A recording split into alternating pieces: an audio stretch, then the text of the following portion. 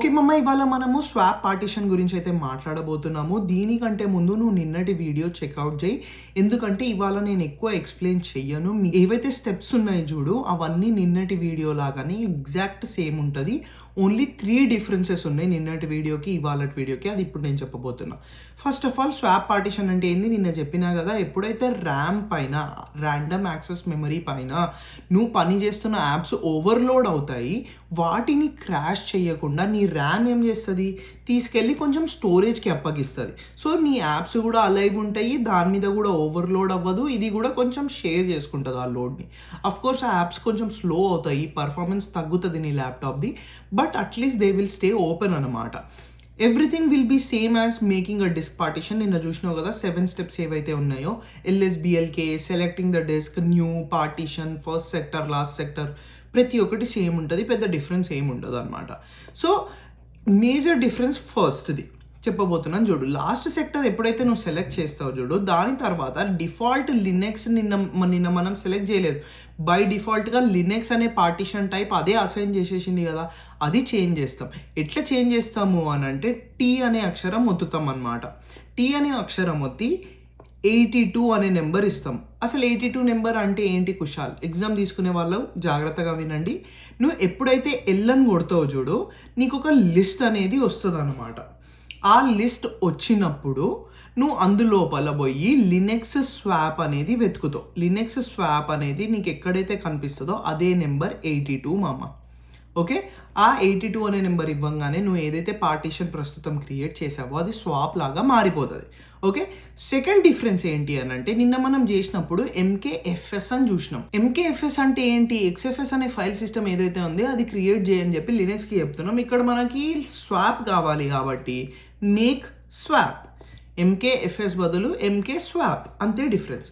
దాని తర్వాత ఎఫ్స్టాబ్ ఎట్లాగన్నా ఎడిట్ చేయాలి కదా దీన్ని పర్సిస్టెంట్ చేయడానికి. నిన్న ఏమి ఇచ్చాము, లొకేషన్ ఇచ్చాము, డైరెక్టరీ పేరు ఇచ్చాము, దాని తర్వాత డిఫాల్ట్ 00 అని ఇచ్చాము ఎక్స్ఎఫ్ఎస్ ఇచ్చి. ఇక్కడ సేమ్ లొకేషన్ ఇస్తావు, ఇక్కడ నీకు డైరెక్టరీకి అసైన్ అవ్వదు, డైరెక్ట్గా కర్నల్కి అసైన్ అవుతుంది కాబట్టి స్వాప్ అని ఇస్తావు, మళ్ళీ స్వాప్ అని ఇస్తావు, డిఫాల్ట్స్ 00 సేమ్ ట్యాబ్. ఈ అన్నిటి మధ్యలో ట్యాబ్ అనేది కామన్ మామ. ఓకే, లాస్ట్లో నువ్వు ఒక డైరెక్టరీకి ఎట్లయితే మౌంట్ చేస్తున్నావు చూడు, ఇందులోపల డైరెక్టరీ లేనే లేదు. మౌంట్ ఎందుకు చేస్తావు, నువ్వు మౌంట్ ఎక్కడ చేయాలి, కర్నల్కి చేయాలి, లినక్స్ ఆపరేటింగ్ సిస్టమ్కి చేయాలి కదా. స్వాప్ అట్లనే పని చేస్తుంది, ఆపరేటింగ్ సిస్టమ్ లెవెల్లో పని చేస్తుంది కదా.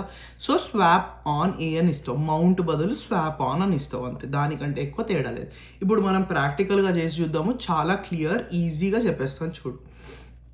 రెడాట్లోకి వెళ్ళినామా, ఎల్ఎస్బిఎల్కే కొట్టినామా, మనకి NVMe 0N2 ఇక్కడ కనిపిస్తుంది కదా, దాన్ని సెలెక్ట్ చేసుకుందాం ఇప్పుడు.